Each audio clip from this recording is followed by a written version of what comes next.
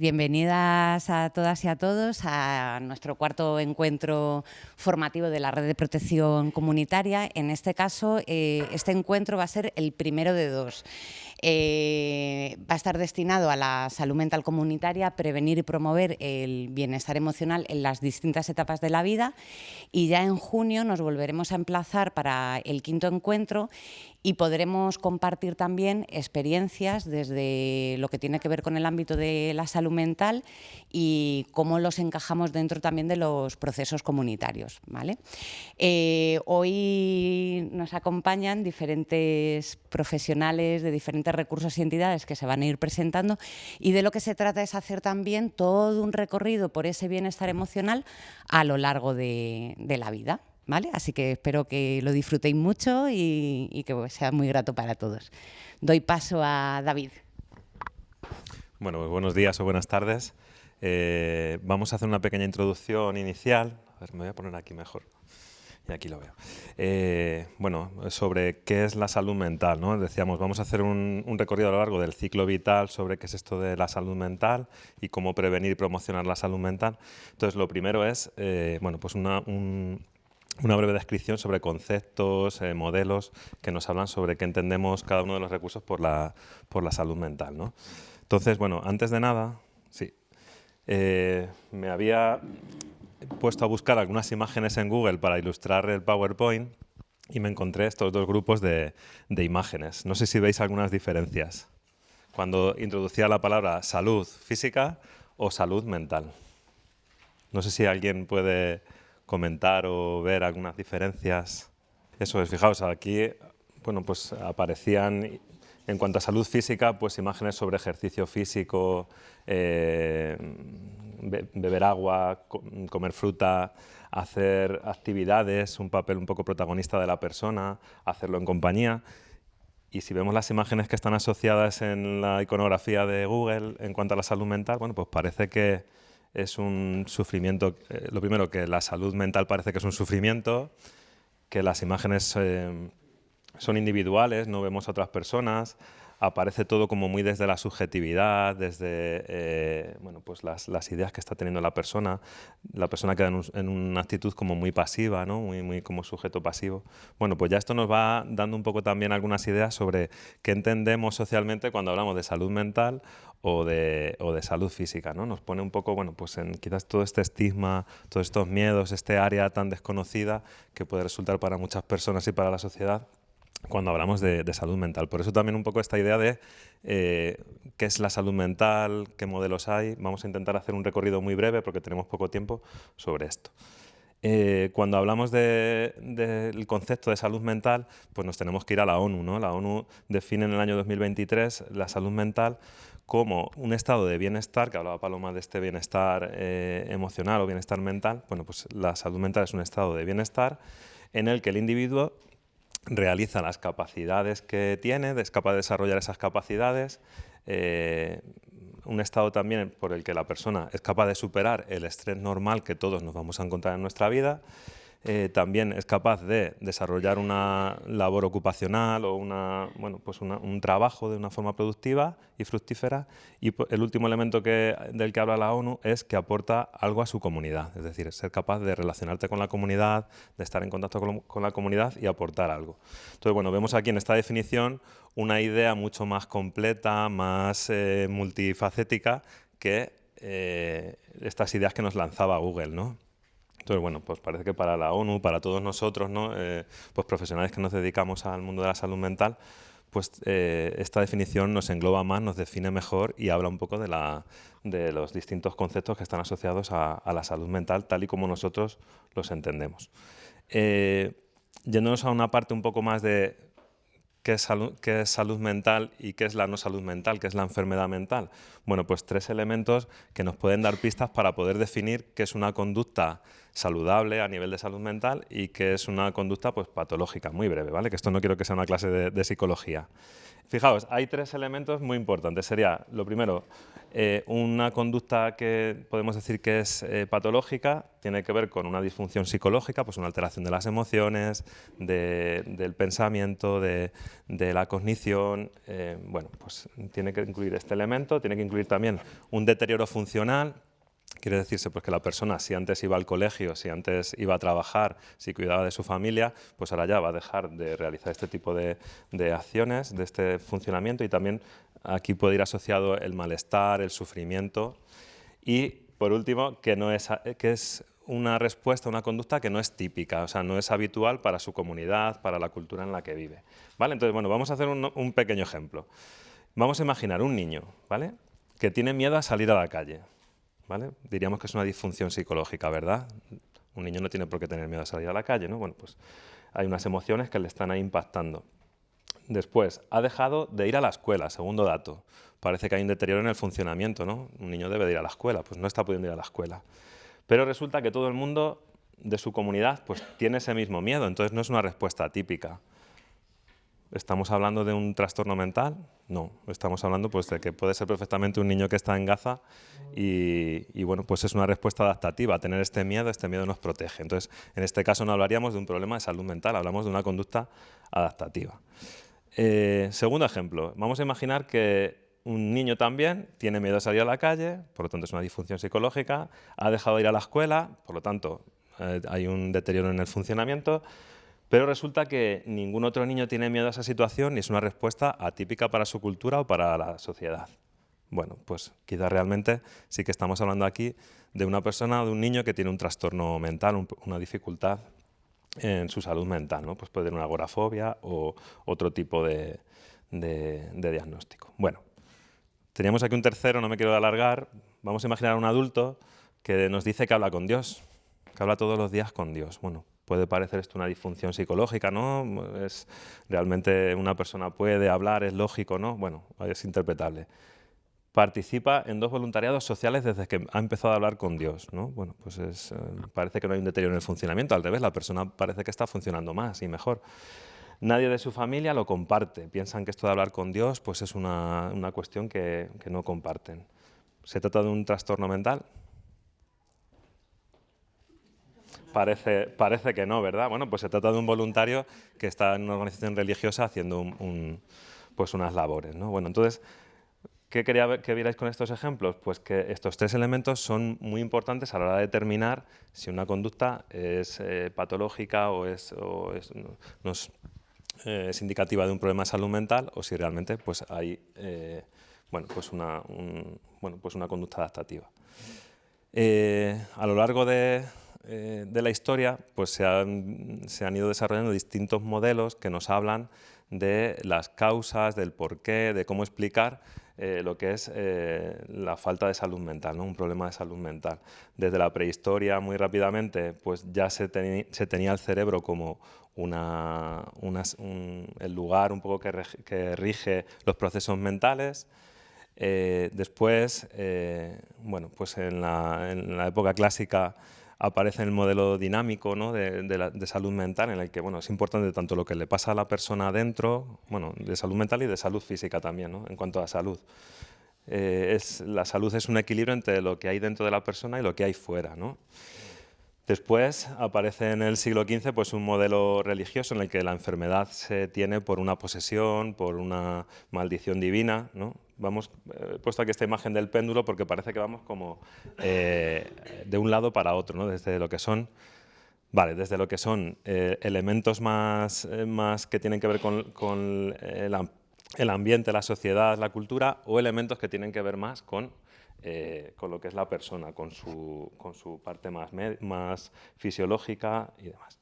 Bueno, voy más rápido, ¿de acuerdo? Llegamos a día de hoy a lo que es el modelo biopsicosocial, que es el modelo en el que todos yo creo que nos sentimos cómodos y que integra estas dos visiones, ¿vale? La salud es un equilibrio entre la parte biológica, entre la parte social y la parte psicológica. Son tres áreas que se van a relacionar, son interdependientes, y lo que le pase a una va a afectar a las demás. Si yo tengo un problema de salud física, pues probablemente no me podré relacionar, no podré entrar en contacto, no podré trabajar, pero también pues, mi autoestima, pues mis emociones se verán afectadas, ¿de acuerdo? Y de la misma manera con cada una de las áreas. Este modelo surge cuando se empieza a ver que hay muchas enfermedades que no se pueden explicar solo por una causa física, pues por ejemplo enfermedades cardiovasculares, el cáncer, otro tipo de enfermedades que hoy día son las que están más prevalentes, pues se explican mejor incluso por los estilos de vida, los hábitos alimentarios, la vida urbana que llevamos en las últimas décadas o siglos. Bueno, pues se va viendo que cada vez lo que es el ambiente interfiere mucho en lo que es la salud mental y la salud física, ¿vale? También enfermedades crónicas, como luego hablaremos también de calidad de vida, pues cómo este concepto de calidad de vida se une también al concepto de salud y cómo bueno, lo que hay en el ambiente pues también nos impacta a nivel más físico, más individual. También, por último, hay un modelo que tiene que ver con la vulnerabilidad y el estrés. Y este modelo lo que viene a hablar es que, bueno, sabéis que cada vez más se está intentando ver la causa, el origen genético de muchos de los trastornos, y también a nivel de salud mental se está intentando explicar pues, cómo la genética está detrás de mucho de lo que nos pasa. Pero, bueno, pues los científicos han empezado a establecer como un modelo en el que se habla de la genética, pero a la vez cómo esta genética interactúa con el ambiente, ¿no? No podemos explicar solamente un trastorno, sea físico o sea mental, en nuestro caso en los mentales, a través de la genética, sino que para que un determinado rasgo de comportamiento se pueda expresar, tiene que darse el ambiente, la situación idónea para que se exprese, de tal manera que si hay mucha carga genética, pues hará falta poco factor ambiental para que ese trastorno, esa enfermedad aparezca, ¿vale? De tal manera ponía esta matriz y con esto acabo. Fijaos, puede haber situaciones de mucho estrés o poco estrés para las personas y de mucha vulnerabilidad o poca vulnerabilidad para una persona. Un ejemplo, un niño que ha sido expuesto al consumo de alcohol en época fetal, podríamos decir que tiene mucha vulnerabilidad genética para tener un trastorno mental, ¿no? Si a esto además le sumamos que vive en una favela de Brasil, pues probablemente pues esta persona, este niño, va a tener muchísimas probabilidades de a lo largo de su vida pues tener un trastorno mental. En cambio, una persona con mucha vulnerabilidad, por ejemplo, este señor que es una persona muy introvertida desde niño, con una personalidad muy retraída, pero vive en una aldea perdida de una sierra de Vizcaya, pues probablemente su ambiente va a favorecer y va a hacer que no debute con un trastorno mental o con un episodio de una enfermedad mental. Por ejemplo, una enfermera que es sobresaliente, que tiene a priori una buena carga genética, pues si está muy sobrepasada por una situación, por ejemplo, como la del COVID, pues quizás esto va a contrarrestar, ¿no? Bueno, entonces vemos esta interacción entre elementos ambientales y factores genéticos que predisponen la conducta, y es un poco este el modelo que está vigente hoy día y que explica también no solamente la causa de por qué aparece un trastorno mental, sino también la evolución, cómo también tenemos que pensar estrategias para el tratamiento, cómo también se distribuyen los recursos para atender los problemas de salud mental.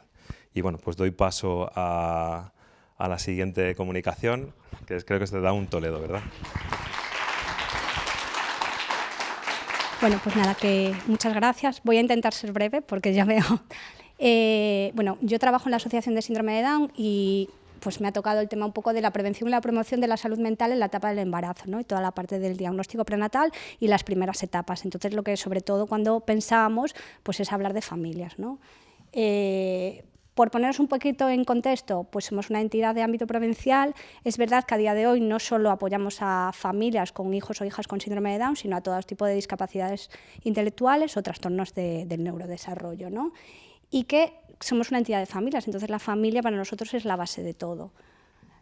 Con lo cual, pues nuestro objetivo es fomentar la calidad de vida familiar, y hablando de calidad de vida familiar estamos hablando de bienestar, ¿no? O sea, que la calidad de vida familiar, pues al final se trata del bienestar colectivo y subjetivo de toda la familia, no solo del niño o de la niña con discapacidad, ¿no? Donde ahí se van cubriendo todas las necesidades individuales y familiares, mis necesidades como madre, las necesidades de mi hijo con una discapacidad, las necesidades de mi otro hijo. ¿Y eso qué va a implicar? Pues implicar cómo podemos hacer para poder disfrutar, pasar tiempo juntos de calidad, logrando metas importantes para cada miembro de la familia. Que esto parece muy fácil decirlo, pero a la hora de la verdad hay mucho por detrás, ¿no? Y tiene que ver, lógicamente, mucho con el tema de la salud que estamos trabajando, que estamos hablando. Por así muy rápidamente, bueno, nosotros seguimos un modelo, el modelo de calidad de vida familiar, y hablamos que para que se den una buena calidad, pues tiene que haber un buen clima familiar, ¿no? Que las relaciones entre todos sus miembros estén más o menos equilibradas, ¿no? Que no sea siempre la madre la que tire ahí, entonces pueda haber pues todo el tema del cuidador quemado y todo, sino que un poco se vayan equilibrando, y para eso también tenemos que estar nosotros dando soporte, nosotros como en la entidad, pero también intentando poner en relación con otros recursos, ¿no? Sean recursos sanitarios, sean recursos pues como los que pueda haber por aquí. Por eso es tan importante para nosotros estas jornadas de red.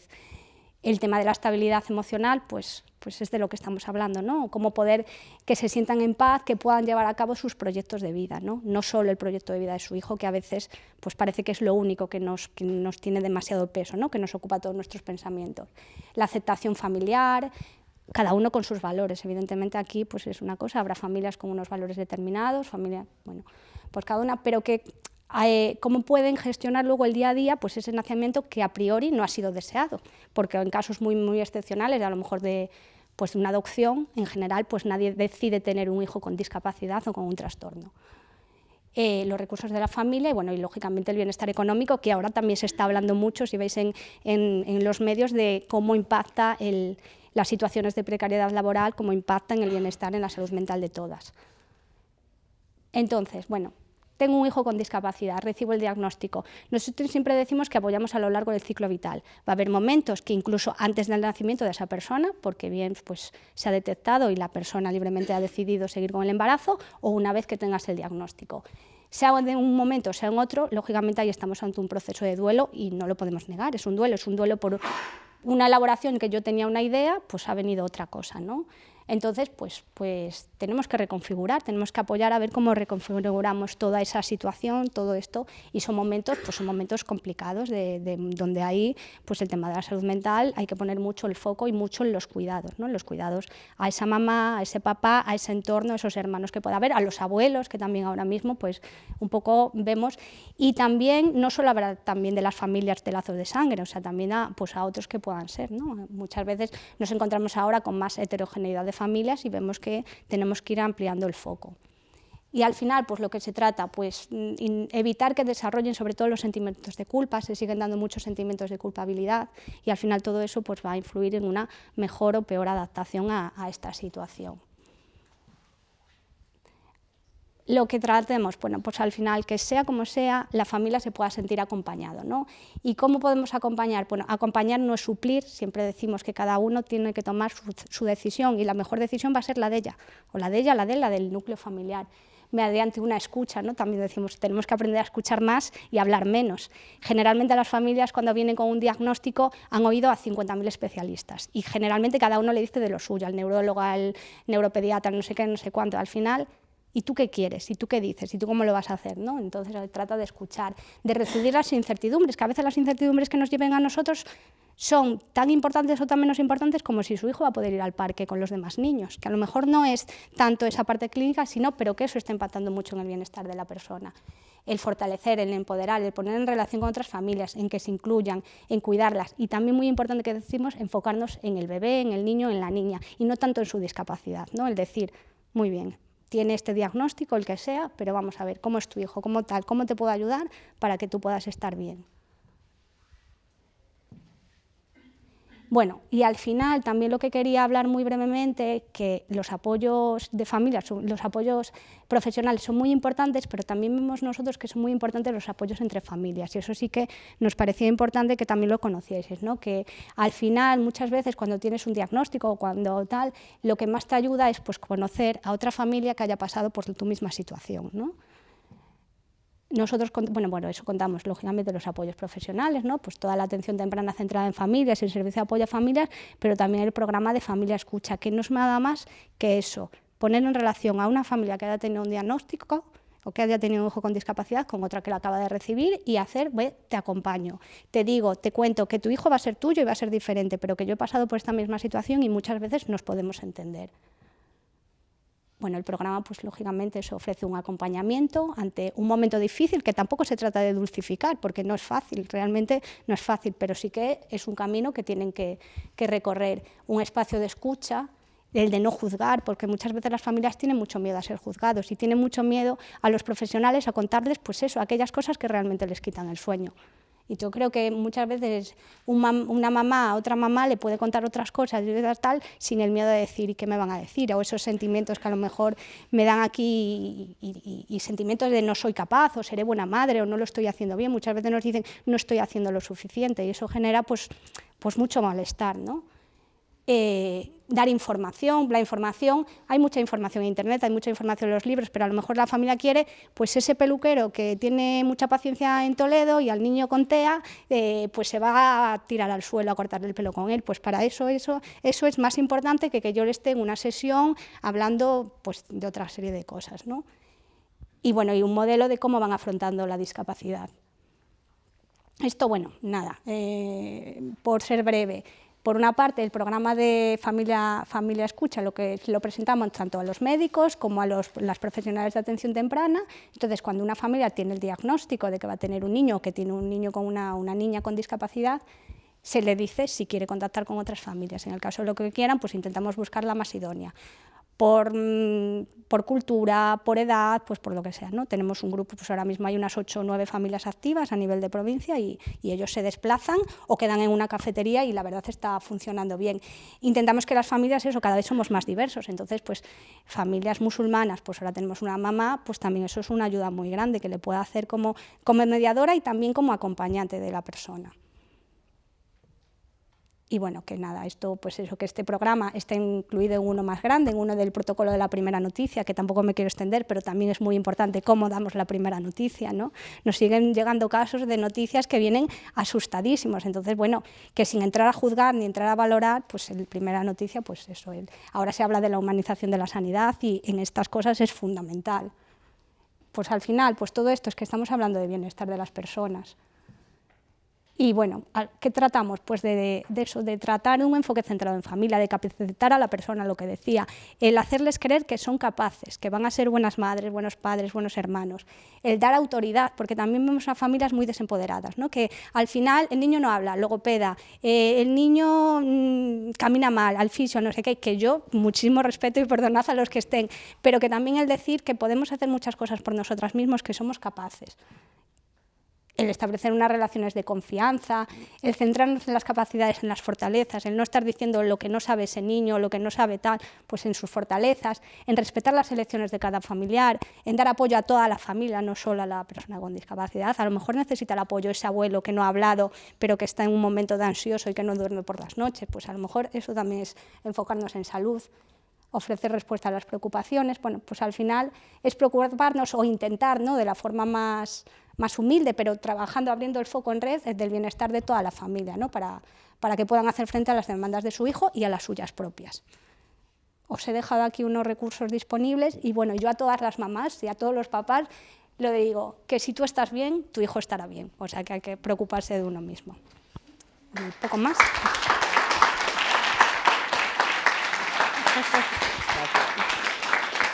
A ver, hola. Vale. Vale. Bueno, yo soy Miriam, vengo del Centro de Atención Especializada al Menor de aquí de Toledo, de la Fundación. y os voy a intentar encajar, porque me ha costado mucho poder encajar un poco la adolescencia en todo este lío, pero mi intención no es tanto explicar el recurso, que yo creo que bueno, en otra oportunidad lo explicaremos, porque es más de intervención que de prevención, pero sí que me gustaría hacer varios apuntes a esto que decía Ana de la humanización, ¿no? Que creo que es muy importante y que para mí tiene mucho peso dentro de después el adolescente o cómo lo vemos. Yo sí que creo que este punto de equilibrio psicoafectivo o de equilibrio de bienestar, ¿no? de este bienestar o salud mental de lo que hablamos, para mí tiene que ver mucho con esa epigenética de la que hablaba David, ¿no? con cómo se va desarrollando no solo el embarazo, sino la idea del embarazo, ¿no? Desde el comienzo, ¿no? Donde empezamos a visualizarnos como padres, ¿no? O como madres, y cómo se va gestando, ¿no? todo ese niño en el vientre, porque eso tiene unos cambios epigenéticos que hay muchos estudios ahora, ¿no? Ahora que está este modelo muy en auge.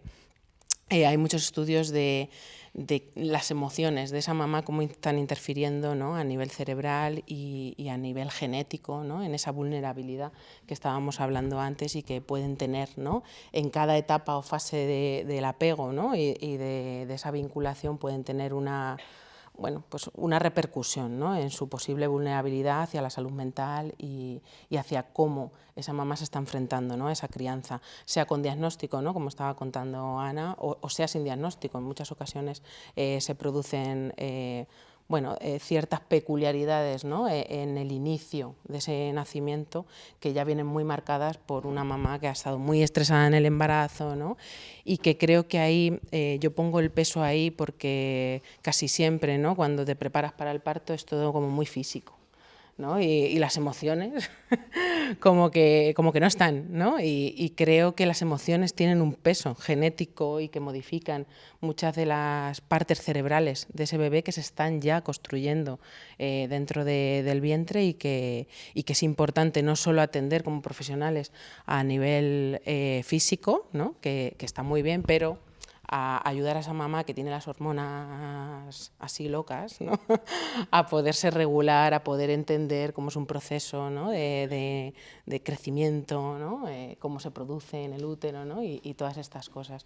Porque cada una de estas etapas va a interferir, o yo lo veo, ¿no? A diario en el centro, cómo interfiere cada una de estas etapas de la vinculación con las mamás y de cómo se ha dado ese embarazo en cómo se relacionan con el mundo cuando son adolescentes, ¿no? Cómo ponen en marcha cada una de las estrategias que tienen o cómo visualizan el mundo, si como una amenaza y se enfrentan a ellos, ¿no? como todo el rato en alerta, o toman el mundo como naturalidad, ¿no? Y lo experimentan como algo natural y bueno. Os he puesto aquí un poco lo que yo creo que debe suceder, ¿no? Para tener ese equilibrio, ¿no? Cuando uno ya entra pues, en una edad adolescente, ¿no? Aunque también en otras etapas de la vida creo que lo pondría un poco igual, ¿no? Tenemos que tenemos que fomentar, ¿no? En el niño que tenga la capacidad de verse a sí mismo, pero también de ver a los otros, es decir, esta capacidad empática, ¿no? Que a veces a los niños chiquititos les cuesta, pero que si la vamos fomentando luego se va potenciando mucho en la adolescencia, no tanto por el interés de conseguir cosas o la instrumentalización de las relaciones, sino en lo emocional, ¿no? En la parte emocional de poder vernos a nosotros y contactar con nosotros, pero también con los demás. Unido a eso, ¿no? El que podamos fomentar, no solo desde los papás, porque a veces, ¿no? Las familias o los padres, ¿no? No saben cómo, ¿no? Cómo trasladar esa regulación emocional, cómo hablar de las emociones. A lo mejor no les han enseñado a ellos, ¿no? y tampoco saben cómo. Entonces, bueno, pues a veces desde los recursos comunitarios, que muchas veces es un médico de cabecera, un enfermero, ¿no? Es cualquier persona, ¿no? Que está en la comunidad puede ayudar un poco a que puedan entender cada emoción en cada etapa y puedan ayudarles en habilidades de regulación que puedan ofrecer no solo a ellos, sino también a los niños que tengan.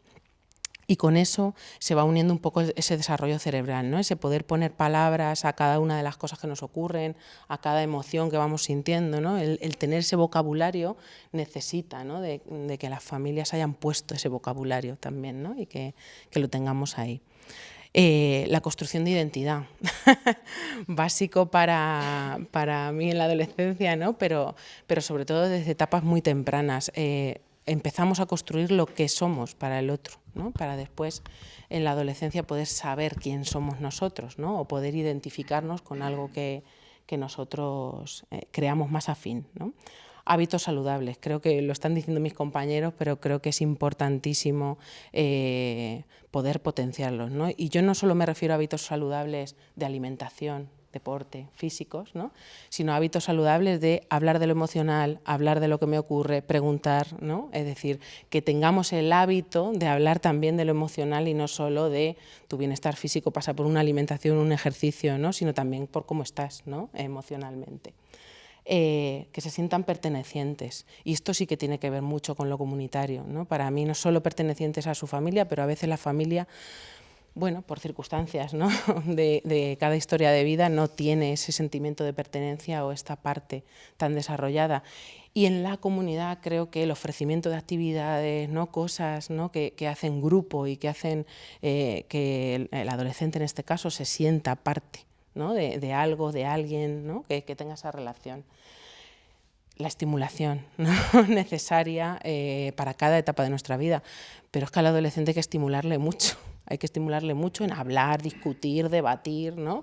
Y estar como haciendo mucho ejercicio mental, ¿no? para poder estimularles necesariamente, ¿no?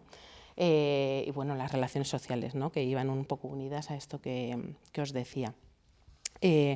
Os he puesto aquí un poco porque yo empiezo en los 6 años, pero porque creo que es una etapa de latencia que en muchas ocasiones se vive tan en calma que no se tiene en cuenta, ¿no? Ese periodo y que a veces todo lo que os contaba inicialmente de una etapa como muy chiquititos, ¿no? En meses, en 1 año y medio ahí como todo concentrado, creo que es importante que si no hemos podido hacer todo lo necesario, ¿no? de ese equilibrio en los primeros años de vida, lo podemos hacer el resto de nuestra vida, ¿vale? Y es importante que reparemos como que nos construimos en relación y nos reparamos en relación, ¿vale? Entonces es importante que no perdamos de vista esa latencia porque a veces la salud mental no se despunta de 6 a 12, estos problemitas de salud mental, ¿no? Es decir, es cuando tenemos el subidón de la adolescencia, ¿no? Cuando empiezan a aparecer, ¿no? conductas, síntomas. Y entonces esta etapa para mí me parecía muy importante, sobre todo porque van guardando ese vocabulario, no solo de lo emocional, sino también del concepto que tienen de ellos mismos, de la autoestima, ¿vale? Van como guardando biblioteca, ¿no? Y en esa biblioteca les hará falta, ¿no? Cuando sean adolescentes tirarán de ella y podrán hacer su construcción propia a través de eso. Pero tienden más a la intimidad en las relaciones, entonces vamos a fomentar eso, ¿no? La pertenencia, que si se sienten pertenecientes allí, posiblemente en la adolescencia también, ¿no? Compartir con ellos, ¿vale? Poner en marcha esta regulación que les estamos enseñando, ¿no? Y la tienen que poner en marcha con nosotros. Nosotros, os ponía este ejemplo, ¿no? Porque me ha parecido que es un poco así, ¿no? El peso está en el entorno y en la familia, es decir, somos, ¿no? los adultos los que tenemos el poder de poder ofrecer, ¿no? alternativas, experiencias, compartir, regulación, ¿no? Acompañarles de una manera como muy al lado, ¿no? A ver. De 12 a 18 pues empieza la locura máxima, que está muy bien, que son los adolescentes. Y es un poco, os ponía un poco el mismo ejemplo porque nosotros tenemos el mismo peso. Es decir, tanto de entorno comunitario como familia, tenemos el peso de sostén, no tanto de ser nosotros los que ofrecemos, sino de ofrecer el equilibrio que a veces necesitan cuando ponen en marcha todo lo que han ido guardando en esa biblioteca y todo lo que van guardando de quién son, ¿no? Pues quién son, van a experimentar y explorar seguramente todo lo que les hayamos podido ofrecer de que el mundo es seguro para explorar, ¿no? Si el mundo es seguro para explorar, pues explorarán todo lo que se pintarán azul, el pelo, verde, se lo cortarán así a chicos, ¿no? Todo lo que se les ocurra. Pero es una etapa muy importante. ¡Uy! ¡Ay, que la lío! Venga. Es una etapa muy importante porque hacen como una especie de ruptura, ¿no? Con los entornos, con la familia, pero no es una ruptura real, ¿vale? Yo creo que hay que entender un poco la adolescencia desde una etapa de crisis, porque es una etapa de crisis, ¿no? Donde yo tengo que buscar mi yo, a ver dónde está ese que soy yo, ¿vale? Pero también es una etapa de construcción, ¿vale? Y a veces nos parecen como muy peleones, muy difíciles, muy intensos, ¿vale? O muy inaccesibles porque son muy introvertidos, ¿vale? Pero es una etapa de construcción y de poder utilizar todo aquello que hemos ido, ¿no? Cediéndoles y ofreciéndoles para que ellos puedan regular, hagan, bueno, su pensamiento crítico del bien y del mal, ¿no? De lo que es correcto para mí y no, ¿no? Lo que yo quiero y no quiero, ¿vale? Y puedan ir, ¿no? Haciendo toda su construcción. Hay varias etapas en la adolescencia que a veces se pueden confundir con síntomas más patológicos o más destinados a intervención, ¿vale? Que a veces son el vacío emocional y la despersonalización, ¿vale? Que es cuando uno a veces siente que le habla a otra persona en el cerebro, ¿vale? Y esto les pasa mucho a los adolescentes con normalidad.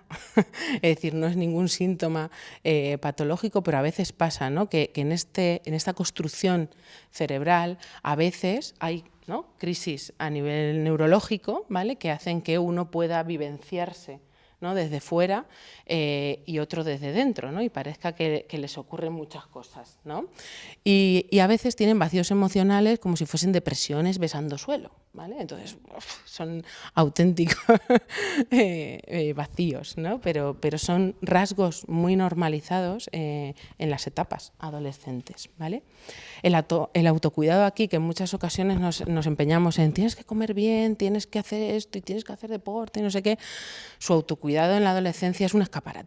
Es que me vean guapo, que me vean bien, que guste, ¿no? Que me miren y poco más, ¿vale? Eso no quiere decir que lo que les estamos diciendo no lo estén guardando en esa biblioteca, ¿vale? Es decir, nosotros creo que como comunidad, como familia, tenemos que seguir un poco en esto, ¿no? De potenciar el autocuidado a todos los niveles. Porque luego, ¿no? Cuando cruzamos de los 18, porque según los estudios más cerebrales, ¿no? O más a nivel de neurología, la adolescencia dura hasta los 26, ¿vale? Algunos me diréis que dura más, ¿vale? Pero seguro que hay algún adolescente tardío de 35 o de 30, pero hasta los 26, que es donde se cierra un poco a nivel cerebral el pensamiento crítico y la estructura que tiene el pensamiento crítico, ¿vale? Podríamos decir que un adolescente no debería votar, ¿vale? Hasta los 26, porque no sabe lo que está bien y lo que está mal. Y no sabe discernir bien, ¿vale? Va a elegir cosas, va a decidir cosas, pero las va a decidir con un pensamiento crítico un poco en construcción, ¿vale? Y que todavía puede variar y que puede dar muchas vueltas y que puede... Y entonces está, bueno, pues en ese proceso, ¿no? Y entonces empieza a partir de los 18, empieza como un proceso más calmado, donde el autocuidado ya es más hacia adentro, ¿no? Ya, bueno, sí, me gusta que me vean, pero a lo mejor me tengo que cuidar un poquito más, ¿no? Entonces, bueno, van empezando ahí como a coger un poco de adultos, ¿no? De quién soy, qué quiero, pues soy querible, no soy querible, ¿vale? Todo lo que hayamos sido, me quiero entretener.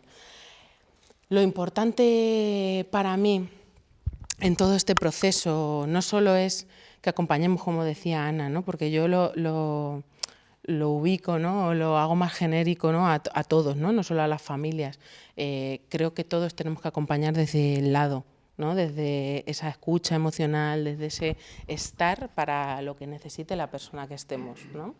Pero sí que es importante para mí en esto que estamos hablando, ¿no? El poder desde cada recurso plantearnos cuando tenemos un adolescente delante, que como os digo, pues a veces nos sacan de nuestras casillas, ¿no? Nos preguntemos en qué nos necesitan, no tanto qué está haciendo, ¿vale? Porque hay mucho foco, muchas veces porque sí, porque hacen mucho ruido, ¿no? En lo conductual, en lo que más se ve, ¿no? En lo más estrambótico, exhibicionista, pero creo que a veces tiramos un poco de mirada y creo que miramos mucho la conducta y poco qué es, ¿no? Lo que está queriendo expresar o cuál es la necesidad que hay detrás de esto, que a veces es simplemente bueno, pues hacer suyo, ¿no? Construir suyo, y si no confronto contigo, pues no puedo elegir, ¿vale?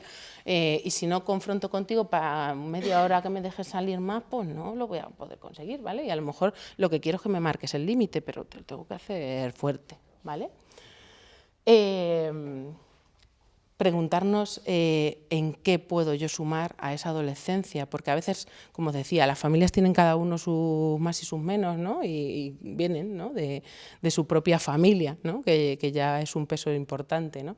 Y a veces no saben ayudar a regular, pues están los recursos también, desde pediatría, enfermería, el profesor de baloncesto, ¿no? Es decir, vamos a, desde lo comunitario, también a ofrecer esta parte más a nivel emocional. Y, como os decía, entender la adolescencia desde un momento de crisis, pero también desde un momento de construcción, ¿vale? ¿Qué les vendría genial a los adolescentes? Sí. Pues eso, que entendamos su momento, que se sientan seguros, ¿vale? Que haya esa escucha emocional, que seamos receptivos en general, que miremos más allá de lo que presentan, ¿vale? Porque, como os he dicho, el adolescente es un escaparate y entonces tiene que tener una mirada más allá del escaparate que nos está presentando, ¿vale? Pues hasta aquí. Yo.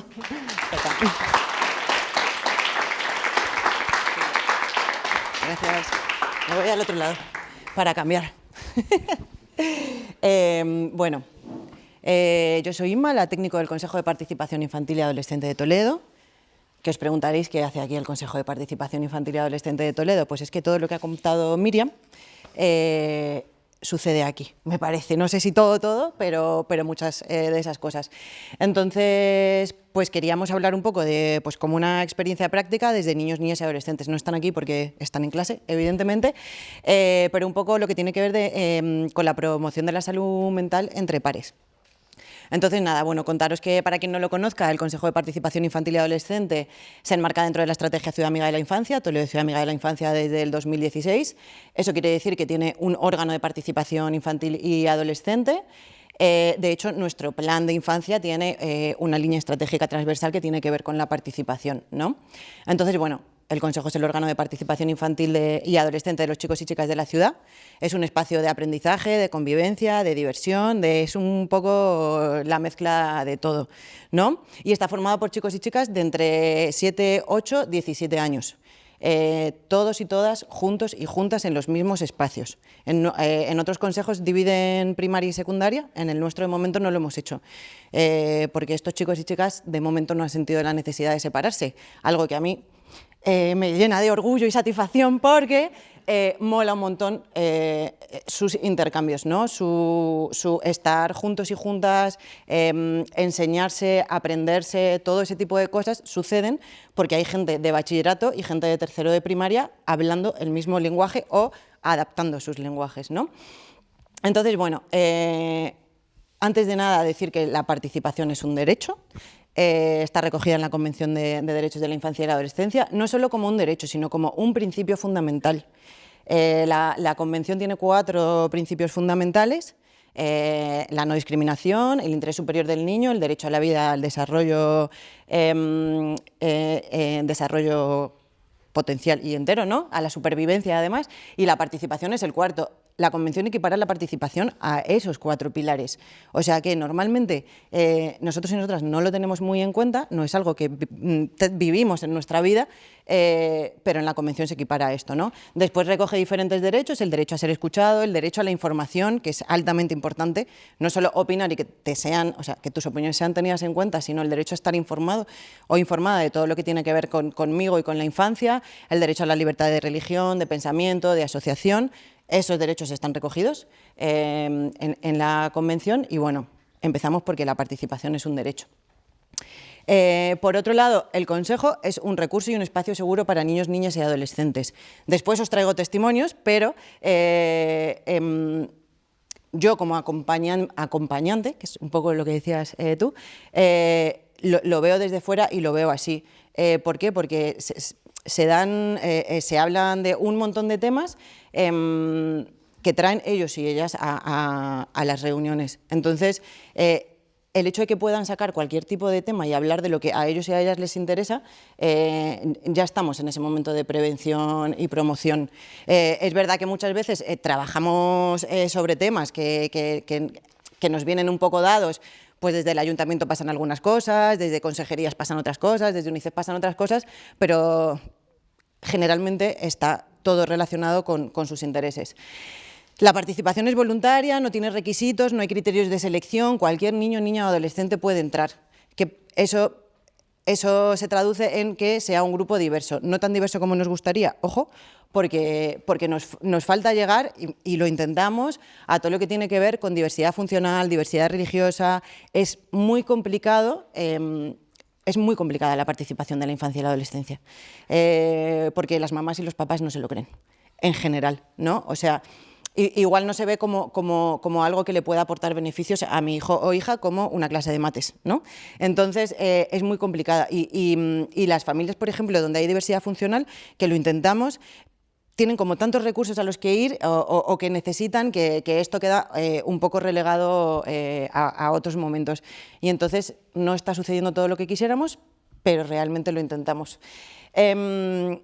Sucede esto, que a medida que se van conociendo, nos reunimos una vez al mes solamente, 1 o 2 veces al mes, siempre en viernes.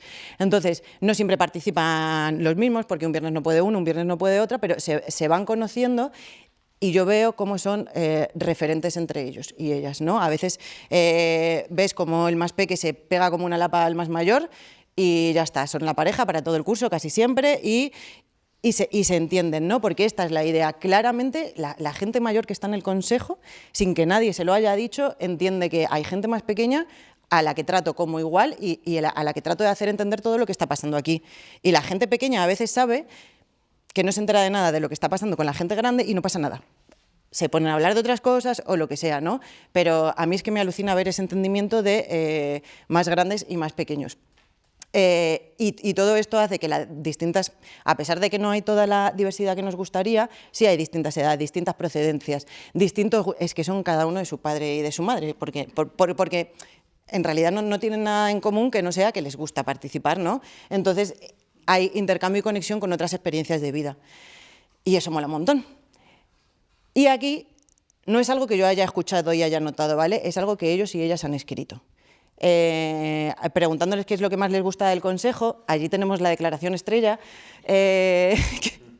que sucedió en diciembre. En diciembre siempre hacemos una evaluación, ¿no? Y siempre hay preguntas por escrito y hay una charla.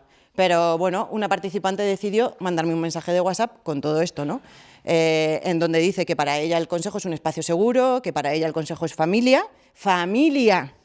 O sea, algo que yo también vivo así, pero me parece alucinante que ellos y ellas lo vivan así, ¿no? Entonces hablan de que en el consejo les parece que importan, que pertenecen a algún lado, que se les escucha siempre, que sus opiniones son tenidas en cuenta, y estamos hablando más allá del ayuntamiento. O sea, quiero decir, en el consejo lo que tratamos de hacer es hacer propuestas que tienen que ver con mejorar la vida de los niños, niñas y adolescentes en la ciudad y hacérsela llegar al ayuntamiento.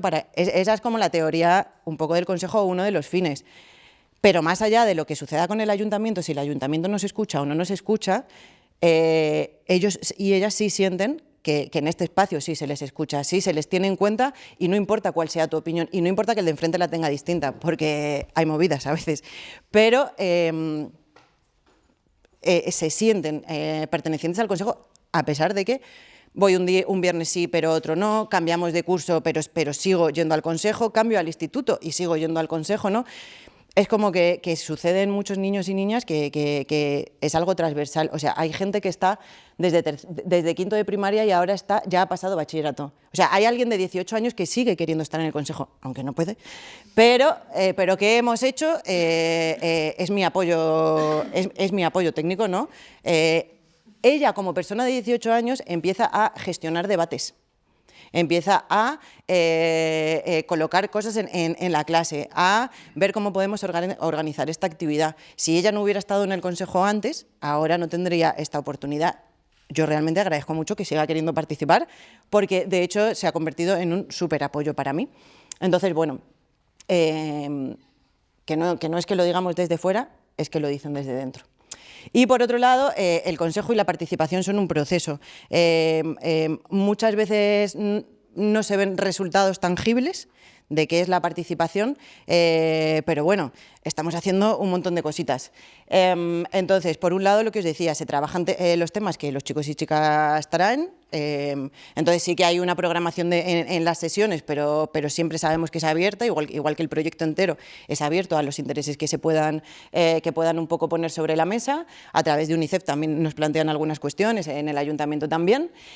Y en lo que nos ocupa, contaros que la preocupación por la salud mental de niños, niñas y adolescentes es absolutamente evidente desde que yo puse en pie en el Consejo en el 2021. O sea, cada vez que se ha hecho un sondeo de qué temas queréis tratar, por ejemplo, en los encuentros estatales que se hacen a nivel UNICEF España, qué temas queréis tratar, la salud mental sale de los primeros. De hecho, la Semana de la Infancia del año 2022 fue sobre salud mental a propuesta de UNICEF a nivel nacional. ¿Por qué? Porque estaba encima de la mesa. Evidentemente la pandemia y el encierro fue algo que lo hicieron aflorar mucho, pero desde mi punto de vista va más allá de esto. O sea, muchas veces los adultos, las personas adultas, estamos hablando de que después de la pandemia suceden estas cosas en la infancia. No, ellos y ellas no hacen casi nunca, o al menos en lo que yo he visto, no hacen mucha referencia a la pandemia. Sí que dicen que, bueno, el hecho de estar encerrados, de no poder salir, sí que puede haber afectado, pero hablan todo el tiempo de salud mental como algo muy, muy presente en sus vidas. Entonces, en el año 2021 y 2022, antes de que llegara esta Semana de la Salud Mental, el Consejo propuso hacer unos podcasts sobre convivencia y diversidad en los centros educativos, que se hicieron en varios centros educativos, después está por ahí el enlace, y su relación con la salud mental. Porque no es solo qué pasa en los centros educativos, sino cómo influye en todo el alumnado. Después, en esta Semana de la Infancia de la Salud Mental, pues los chicos y chicas decidieron hacer un coloquio sobre salud mental, pensaron todas las preguntas que podrían hacerle tanto a profesionales como a personas con enfermedad mental, y fue un espacio muy chulo en el que participó también CAEM, también participó CRPSL, de Mentes Abiertas, en el que gente de diferentes edades compartió información, que muchas veces pensamos que los niños y niñas no están preparados para escuchar esto. No, eso no es verdad. Hicimos una actividad propia sobre salud mental, y es que si les escucháis hablar es como una tertulia de personas adultas. En este momento, una de las preguntas fue ¿cómo estáis ahora mismo? Y la mayoría dijo mal. Así, Juan, mal. Un poco por todo, ¿no? Yo recuerdo de cuestiones que tienen que ver con los estudios, con la presión de las redes sociales, o sea, que todo esto que nosotros como personas adultas pensamos que les está influyendo y que no sabemos cómo gestionarlo, tienen clarísimo. O sea, es que solo hay que dejarles hablar. Bueno, hicimos también un vídeo, que después viene por ahí el enlace, y propuestas al ayuntamiento sobre salud mental, ¿no? O sea, tienen muy claro que esto de la salud mental es algo que va con ellos y con ellas. Creen que deberían trabajar educación emocional en todos los cursos, y lo piden. O sea, quiero decir que solamente hay que escucharles, que nosotros como personas adultas no vamos a inventar nada nuevo, que si les escuchamos nos van a decir hagamos esto, esto y esto, y vais a ver cómo todo tiene coherencia, es que todo tiene coherencia. Entonces, bueno, que sería interesante que se pudiera tener más en cuenta de lo que se tiene. Y ya por último, en este proceso, lo de salud mental finalmente también nos lleva a hablar de violencia contra la infancia y la adolescencia, que nos sumamos a un proyecto impulsado por UNICEF, y entonces estamos trabajando todo lo que tiene que ver con violencia contra la infancia y la adolescencia. Los chicos y chicas del Consejo han hecho como toda una búsqueda de recursos, un cartel informativo para qué hacer si veo o vivo una situación de violencia. Temas que muchas veces las personas adultas, insisto, volvemos a pensar que los chicos y chicas no están preparados para hablar de todo esto, y lo están, porque lo viven. O sea, saben lo que se da, lo ven, y conocen a mucha gente que vive situaciones, o sea, no solo de acoso, que es como la violencia que más está presente en su vida, pero conocen un montón de situaciones, y si no las conocen, necesitan estar informados e informadas por su derecho a la información y también por su derecho a la protección. Es decir, si no tienen información, no van a poder protegerse nunca. Y entonces, aquí os dejo para cuando recibáis esta información. Tú también cuentas que es el podcast del Consejo. el primer año se hizo sobre convivencia y diversidad en los centros educativos y el segundo sobre salud mental. Los chicos y chicas del Consejo propusieron de qué se podría hablar en ese programa y la gente que participó pues hizo sus secciones. Después hicimos ya una recogida de todos esos recursos que propusieron y también la tenemos colgada por ahí. La charla coloquio. UNICEF nos propuso una actividad súper potente para hablar de salud mental, que es en la que hablamos un poco de cómo estaban. Hablamos de neurotransmisores y serotonina, me estoy acordando cuando, es que es alucinante, hablando de serotonina y garbanzos y felicidad. Porque les interesa saber, es que había gente de 8 años hablando de serotonina, ¿no?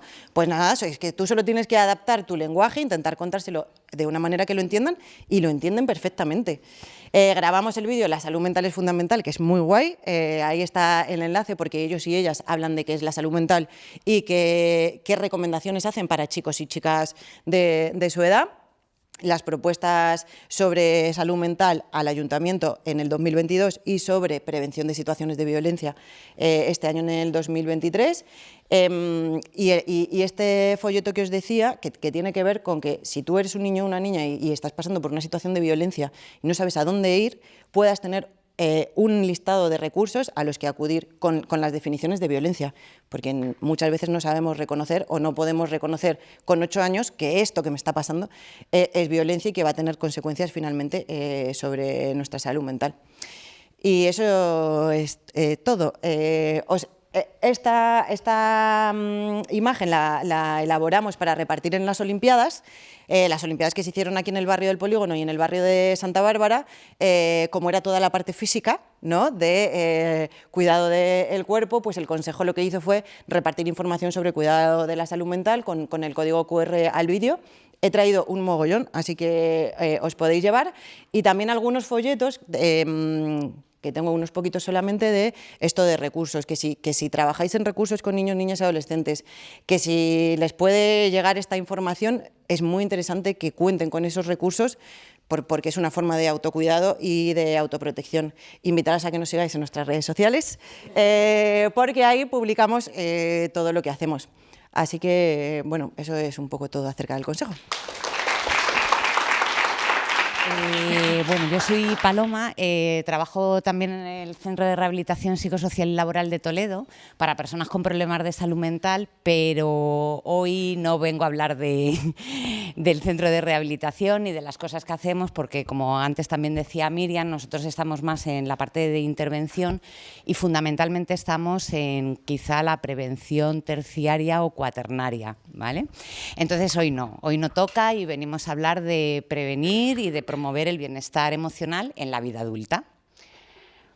Bueno, esto que decía Miriam con el tema de las etapas de los adolescentes, a mí también me ha costado un poco definir el concepto de adulto, porque además, dependiendo de dónde te sitúes, ¿no?, pues vas a encontrar un montón de, bueno, pues de diferencias, de teorías. Y bueno, pues etimológicamente, adultum es el que ha terminado de crecer, ¿vale? Y se encuentra ya en un periodo intermedio entre esa adolescencia y la vejez. Cronológicamente también hay mucha controversia, porque habitualmente se decía que abarcaba aproximadamente como unos 40 años, entre los 20 y los 60, pero ahora todo esto también está dando como ciertos cambios, ¿no? Jurídicamente sería lo que llamamos la mayoría de edad. Y luego, sociológicamente, tenemos que tener en cuenta que ya quizá el adulto sería pues, la persona que está integrada en su medio social, que ocupa un puesto reconocido, que tiene unos derechos, unas libertades y unas responsabilidades. Psicológicamente es mucho más complicado de definir, porque aquí ya, claro, o sea, conceptualizar esto pues, va a depender de autores, de modelos, y tampoco era la idea de hoy. Sí que nos interesaba aportar esta parte del punto de vista quizás psicosocial, porque va a tener mucho que ver bueno, con las etapas vitales y con las cosas que nos suceden durante la vida adulta a todos y todas. Quizás sería pues, el estadio en el que se empiezan a asumir pues una plena responsabilidad en la procreación, en cuidado de familias, educación, transmisión de pautas normativas en la sociedad, el trabajo, un sistema económico, bueno, pues un sinfín de cosas que al final no dejan de ser también como ciertas exigencias del entorno, ¿no? Y que incluso ese entorno va a marcar cómo cronológicamente tenemos que hacer estas cosas en unos momentos y a lo mejor en otros no es tan adecuado, ¿no? Entonces, bueno, eso lo iremos viendo. La edad madura realmente sería también un proceso dinámico, ¿no? Que incluye diferentes fenómenos pues, de crecimiento y desarrollo y no solo transformaciones que van hacia el declinar, ¿no? Hacia el declive que se decía antes, ¿no? Está marcada, por supuestísimo, con acontecimientos sociales, con demandas y exigencias, y en esto sí que nos queríamos fijar en lo que eran las tareas del desarrollo, que serían como se identifican con las respuestas psicológicas a esas experiencias vitales más importantes, ¿no? Pues al trabajo, a las relaciones, a la maternidad, a la jubilación.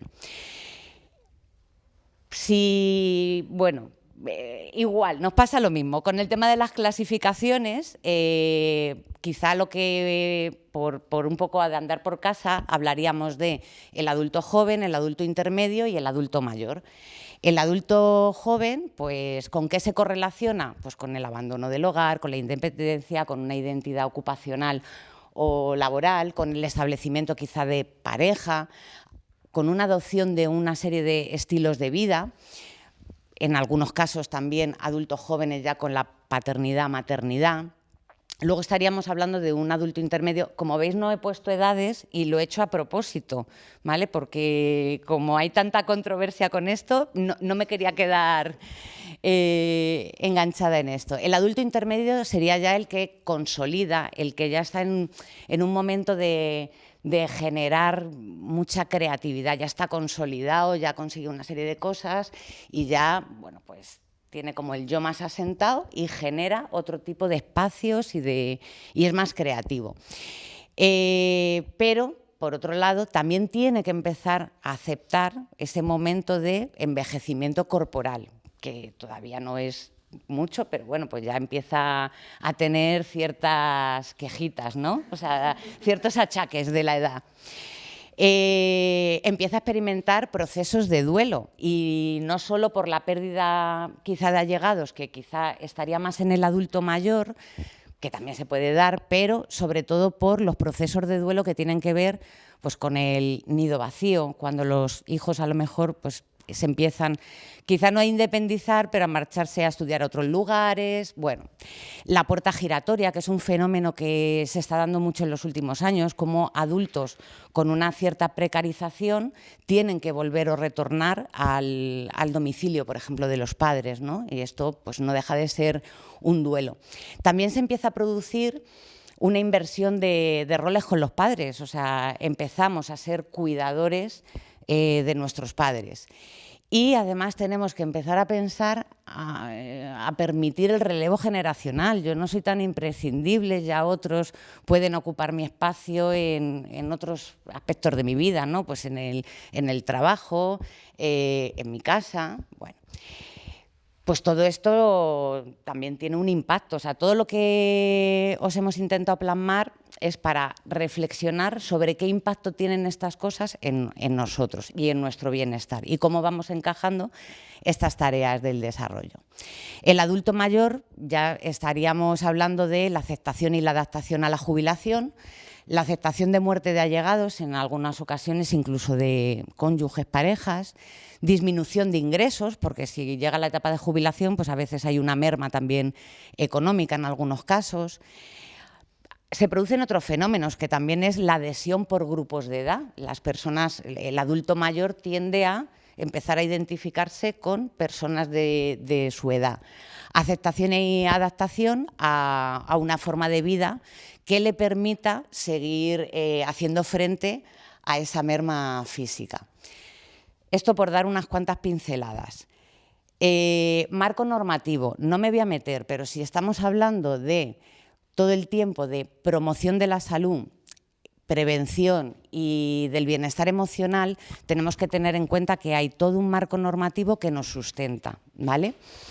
Os he puesto quizá, bueno, pues por aterrizar de lo más general a quizá lo más concreto, la estrategia de promoción de la salud y la prevención del Sistema Nacional, Estrategia Nacional de Salud Mental, el Plan de Salud Mental de Castilla-La Mancha, y es que como estamos en un proceso comunitario, pues no me podía dejar de lado pues, la estrategia de salud comunitaria de Castilla-La Mancha. De aquí simplemente pinceladas porque lo vais a tener y además solo he cogido como nada, unos tintes importantes. El objetivo general de la promoción de la salud y prevención es fomentar la salud y el bienestar de la población, promoviendo entornos y estilos de vida saludable y potenciando la seguridad frente a las lesiones. Pero ¿cómo está concebida esta estrategia? Pues tiene un enfoque que pivota sobre todo en 5 pilares. Se aplica en todo el curso de la vida, con lo cual hoy llevamos hablando desde la parte de bueno, pues todo lo perinatal, ¿no? Pues, y vamos a terminar también con el adulto. Bueno, pues aplica todo el curso de vida. Tiene un abordaje por entornos, ¿vale? Por entornos y contextos. Tiene un enfoque poblacional. Se va a fijar también no solo en todas las etapas de la vida, sino en determinadas poblaciones o nichos de población en los que el ambiente y el contexto va a marcar que puedan tener un mejor bienestar emocional o una merma en ese bienestar emocional. Tiene un enfoque positivo y esto es, quizá para mí es de las cosas más relevantes. No está basado en el déficit, sino que está sobre todo basado en las fortalezas, ¿vale? Y en cómo tenemos que potenciar todos los factores de protección, ¿vale? Y luego tiene un enfoque integral. De aquí, simplemente deciros que hay un capítulo completo destinado al abordaje emocional, haciendo sobre todo énfasis en la salud mental, pero no solo en esas características individuales, sino que hace muchísimo énfasis en los factores sociales, culturales, económicos, políticos y ambientales. Igualmente, vamos de lo más general a aterrizar también la salud mental, ¿no? La Estrategia Nacional de Salud Mental 2022-2026, solo os he puesto la línea 2, ¿vale? Que es específicamente la que habla de la promoción de la salud mental de la población y la prevención del problema de salud mental, que es donde estaríamos en promoción y en prevención primaria, que luego veremos un poquito el cuadrito. ¿Qué es lo que dice? Pues lo que decíamos antes, que no solo hay que fijarse en el bienestar del individuo, ¿no? Sino que hay que correlacionarlo con todos los factores ambientales, con todo lo comunitario, con las familias. Hay que ligarlo también a la prosperidad social, económica, etcétera, etcétera. Hace mucho énfasis en los determinantes de salud mental, que luego veremos una diapo entera específica de determinantes de salud mental. Y bueno, voy a pasar rápido esta parte de marco porque quizá es en lo que no nos vamos a detener mucho. Solo deciros que incorpora la perspectiva de género, súper importante, y promoción de modelos de relación igualitaria y sana, ¿vale? La parentalidad, que luego todo esto vosotros también en los coles, en la escuela, en todos los lugares, ¿vale? Impulsa mucho actividades orientadas a la sensibilización y formación y añade o pone como también mucho énfasis la sensibilización a los medios de comunicación. ¿Por qué? Porque nos tienen que acompañar como agentes activos de cambio y de transformación y de poner dentro del diálogo social todo lo que tiene que ver con el bienestar emocional de los ciudadanos, ¿vale? Vale, no me voy a extender más en el marco normativo, aunque tenemos también el Plan de Salud Mental de Castilla-La Mancha y sí que quería comentaros que existe toda una estrategia de salud comunitaria que sobre todo nos va a dotar también de todo este marco comunitario que es el que queremos traer hoy. Yo realmente, mi intención hoy es quizá no tanto enseñar, sino que podamos pensar. Igual muchas de las cosas que vamos a ver son como muy obvias, pero la idea sería que pudiésemos poner un poco el foco, ¿no? Y que desde nuestros lugares podamos poner la lupa y tener en cuenta qué podemos hacer ¿Cómo podemos aterrizar todas estas líneas de actuación desde nuestros espacios? Porque igual decimos, bueno, es que la promoción y la prevención del bienestar emocional pues tiene que recaer desde lo sanitario. Bueno, pues esto pues ya llevamos mucho tiempo diciendo que esto no puede ser así, ¿no? Pues la promoción de la salud en general nos va a permitir que las personas aumenten pues el control que tienen sobre su salud, pero sobre todo para mejorarla, ¿no? Y para capacitar a las personas. Pero no solo a las personas, sino también de manera individual y colectivamente. En los niveles de prevención solo nos vamos a centrar en lo que sería la prevención primaria en el día de hoy, ¿vale? Y en esa prevención primaria tenemos que hacer mención a que existe una prevención universal, selectiva e indicada. El ámbito, pues la universal sería para toda la comunidad, ¿vale? La selectiva a cierta población de riesgo medio, ¿vale? Y luego ya hablaríamos de la indicada, que sería una población de muy alto riesgo. El abordaje, esto es un espacio que está por escribir. O sea, realmente la idea es que hoy pudiésemos todos empezar a pensar cómo podemos sumar, cómo podemos ir sumando abordajes que nos permitan acometer la tarea de la promoción y la prevención de este bienestar emocional, ¿vale? Entonces, por eso os decía que a mí lo que me gustaría es que todos pudiésemos poner foco, poner lupa desde nuestros lugares, a ver cómo podemos contribuir.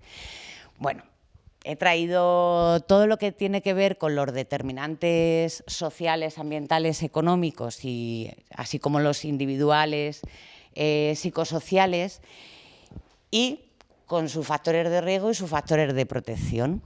¿Cuál sería la idea de hoy? Claro, no lo voy a listar porque si no nos vamos de hora. La idea de hoy es que pudiésemos desde nuestros espacios pensar cómo podemos potenciar todos estos factores de protección, ¿vale? Tanto a nivel de determinantes sociales como a nivel individual. Cómo podemos potenciarlos desde nuestros lugares y qué podemos hacer para ponerlos en común en esto del proceso comunitario, en las diferentes mesas de salud que tenemos por barrios y, sobre todo, ¿por qué hago mucho énfasis en los factores de protección? Porque son los que nos van a ayudar a contrarrestar todos estos factores de riesgo. Aquí no me voy a meter, pero sí que sería importante que todos desde nuestros lugares probablemente atendamos o tengamos contacto con personas que cuidan de otras, con personas que viven en conflicto y en desorganización familiar, que tienen situaciones de soledad no deseada, que han perdido el trabajo, que están a punto de jubilarse y están muy contentos pero no saben qué hacer con su tiempo.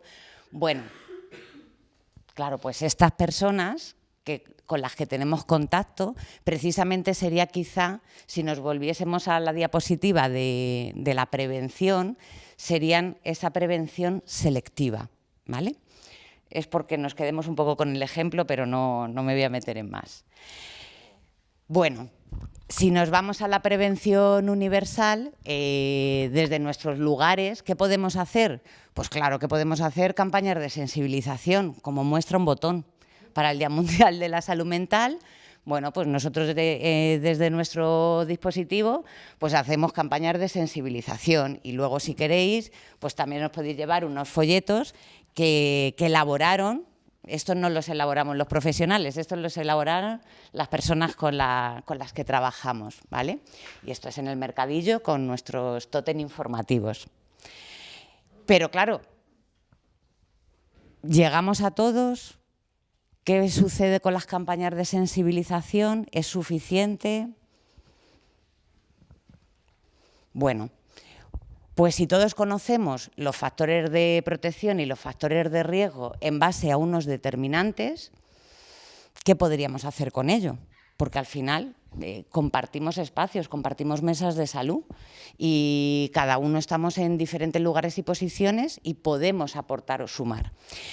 Tenemos una red de protección comunitaria en la que nos estamos conociendo o ya nos conocemos algunos. Y esto es uno de los valores que hay que potenciar, cuidar y dar impulso. Y sobre todo también es importante que tengamos en cuenta que tenemos ya muchísimo avanzado, o sea, pero mucho. ¿Por qué? Porque tenemos mapas de activos de salud de muchos de los barrios de Toledo. Tenemos unas guías bases con recursos que además están articuladas en las necesidades por ámbitos y además poniendo mucho el foco en ese bienestar emocional. Tenemos unos espacios de relación, o sea, nos vemos, nos ponemos cara, tenemos oportunidades de intercambiar. Tenemos además específicamente unas mesas de salud, una por barrio, o sea, es que esto es un lujo, ¿no?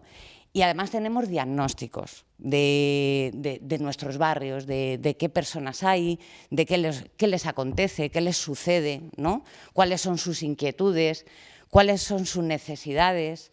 Bueno, pues es que tenemos ya mucho ganado.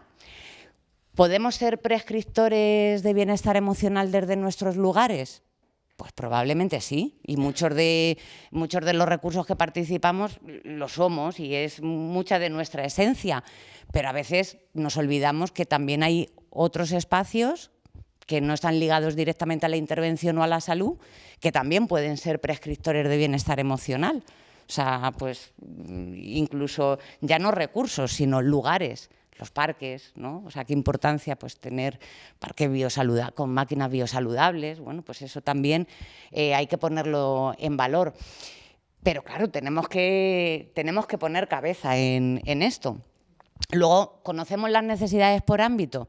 Bueno, pues hay ya una guía base, pues a lo mejor tenemos que volver a revisar esas necesidades, ¿no? Pues que tienen que ver con la economía y con el empleo, con las relaciones sociales en el entorno familiar y comunitario, con nuestras prácticas y con nuestros hábitos y, sobre todo, conocemos los recursos de la ciudad que pueden, de alguna manera, estar presentes para apoyar en esas necesidades que tienen las personas.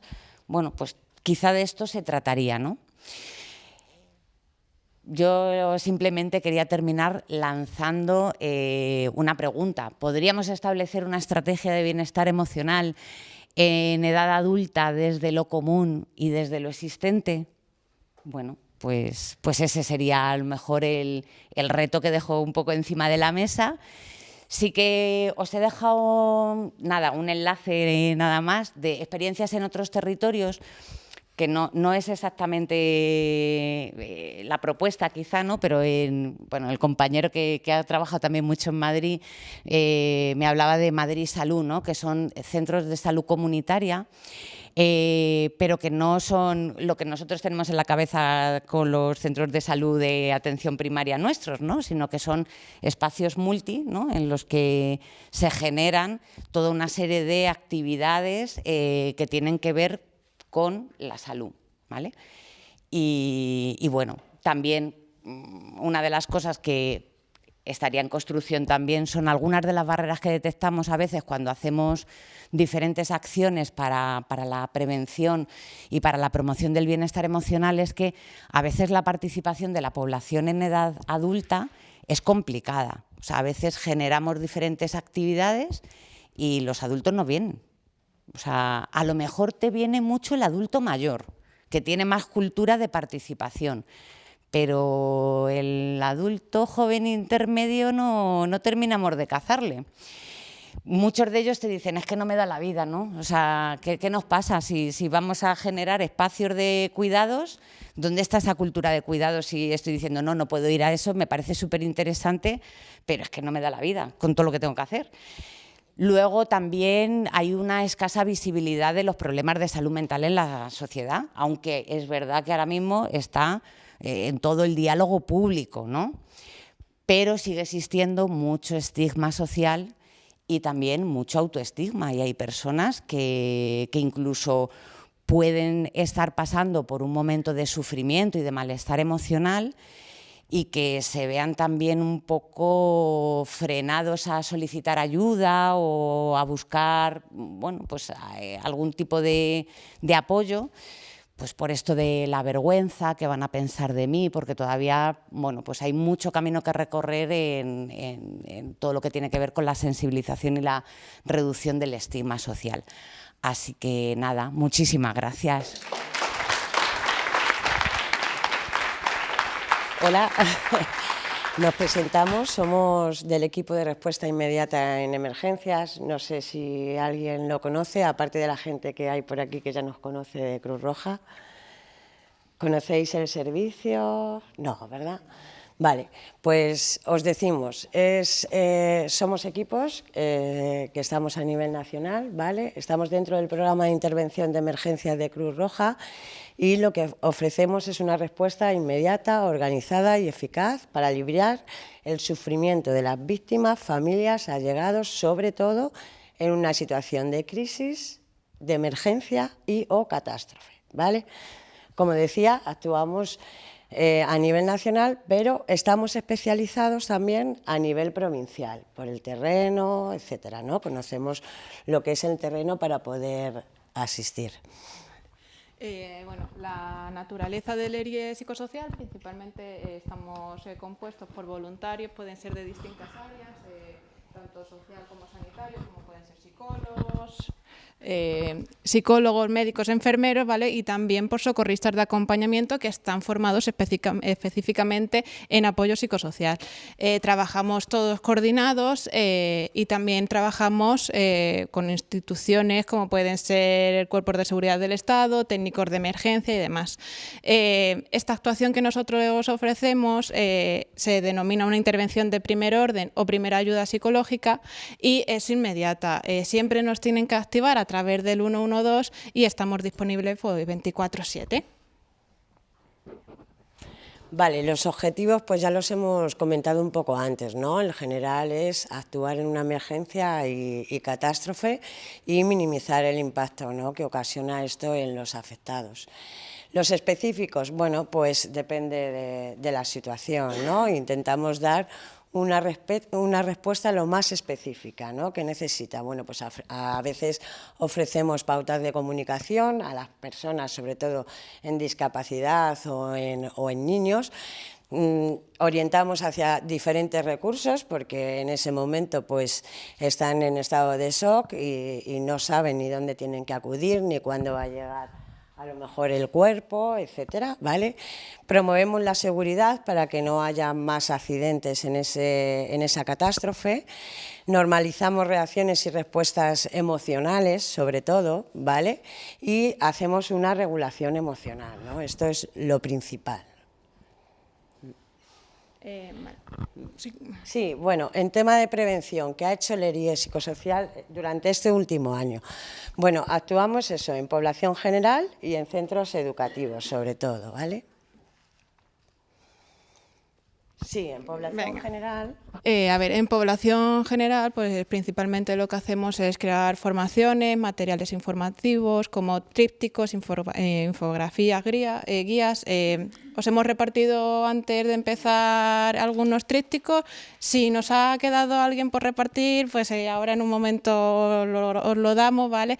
El objetivo principal de toda esta información es educar y sensibilizar sobre temas de salud mental y en prevención de emergencias también. Sí, en centros educativos pues implementamos sobre todo intervenciones programadas y especializadas, enfocadas en dos tipos de prevención, sobre todo fenómenos meteorológicos, como por ejemplo estuvimos en La Dana, ¿vale? Estuvimos en coles, y acontecimientos imprevisibles, pues suicidios sobre todo estamos viendo, ¿vale? Y como veis, pues prevenimos en conducta personas que tienen pues tentativas inminentes, ideas, etcétera, pues también prevenimos en este sentido. Bueno, desde el área psicosocial pensamos que la labor que hacemos pues, es un componente esencial para construir una sociedad que esté informada y preparada para enfrentar este tipo de crisis. Por eso, pues, bueno, pues la participación de cualquier persona siempre es bienvenida. En prevención en población general, pues lo que hacemos principalmente es a través de la conducta suicida. Como sabemos que esto pues es una tarea muy compleja porque necesitamos identificar una serie de señales de alarma, también debemos tener una comunicación efectiva con personas de riesgo, pues desde Cruz Roja estamos ofreciendo pues infografías como las que os hemos repartido, ¿vale? Que tratan sobre cómo abordar a una persona con ideación suicida, reconocer factores de riesgo y protección y ofrecer recursos de ayuda. Están diferenciadas ahora mismo en 3 tipos, tanto para familias como docentes y también para jóvenes. Y por otro lado, también hacemos acciones formativas psicosociales para la población, ¿no? Vamos a ver cuáles hemos hecho o cuáles tenemos actualmente. Bueno, pues como veis, tenemos primeros auxilios psicológicos e intervención en tentativa de suicidio, ¿vale? Estas formaciones, bueno, pues a veces son gratuitas, otras no, otras son online, otras presenciales. Y lo que hacen pues es ofrecer, ¿no?, a la comunidad las actitudes, las habilidades, las destrezas necesarias que permiten afrontar eficazmente una situación de crisis, ¿no? Ya estamos hablando de personas adultas, también en niños, claro, porque cuando hemos ido a un cole de Magán o a otra localidad y hemos visto que han perdido absolutamente todo, bueno, pues prevenimos, que lo vamos a ver un poquito más adelante, de que se patologice, de que sea peor, ¿no?, o de que puedan tener algún trastorno, ¿no? Entonces, en primeros auxilios, pues solemos ofrecer los primeros auxilios psicológicos, que es esto, son unas estrategias que no tienes por qué ser psicólogo para llevarlas a cabo, ¿vale? Y que ayudan bastante a la persona, a tranquilizar a la persona, sobre todo emocionalmente, ¿no? Hemos visto la importancia que tenía la emoción. El duelo. También hemos visto las pérdidas. Bueno, pues por cultura no estamos tan acostumbrados a tener una pérdida, ¿no? Lo vemos como algo traumático, ya cada vez menos, lo estamos viendo, pero bueno, se trata, ¿no? La intervención, una intervención psicosocial, ¿no? Es acompañar, escuchar, ¿no? No negar las emociones de esta persona, ¿vale? Y ayudar a quienes prestan ayuda también, ¿no?, que lo comentaba antes, ¿no?, Ana. Es verdad que cuando tú te dedicas un poquito o eres cuidador o nosotras, por ejemplo, en la psicosocial intervienes en catástrofes y tal, es muy importante cuidarnos nosotros, ¿no? ¿Vale? Y luego intervención en tentativa de suicidio. Esto ha sido un poco por necesidad en los centros educativos. O sea, los centros educativos en este sentido están totalmente desprotegidos. En todos, absolutamente en todos, nos han comentado que no hay nada, que no saben cómo atacar en esto, ¿vale? En la conducta suicida está habiendo cada vez más casos y más tempranos en edad, ¿vale?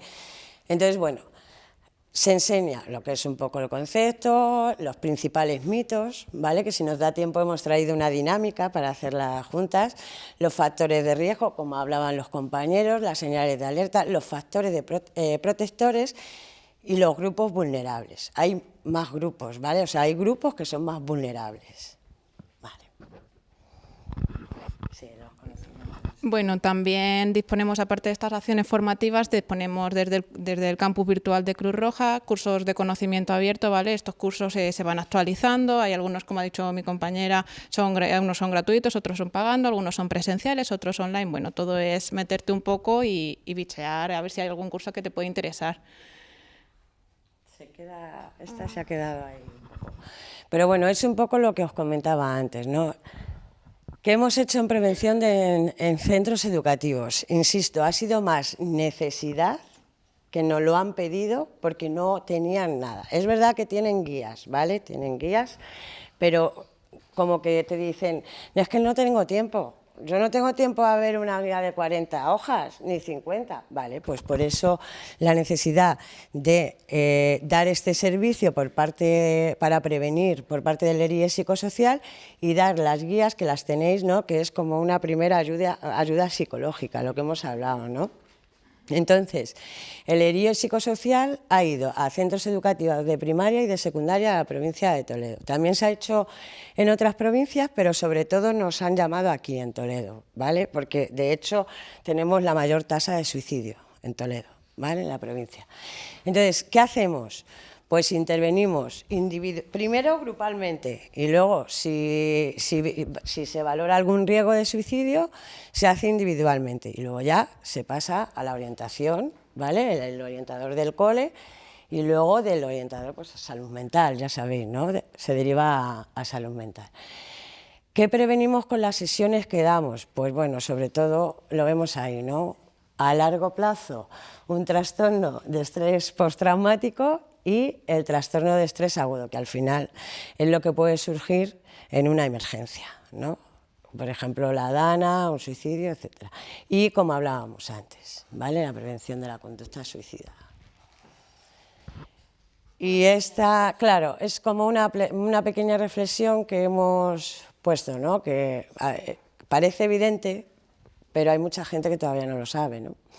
La realidad es que hablar responsablemente sobre el suicidio a personas que tienen pensamientos que están transitando por un duelo de suicidio. De hecho, se están haciendo grupos de estas familias porque es que no saben dónde acudir tampoco, ¿vale?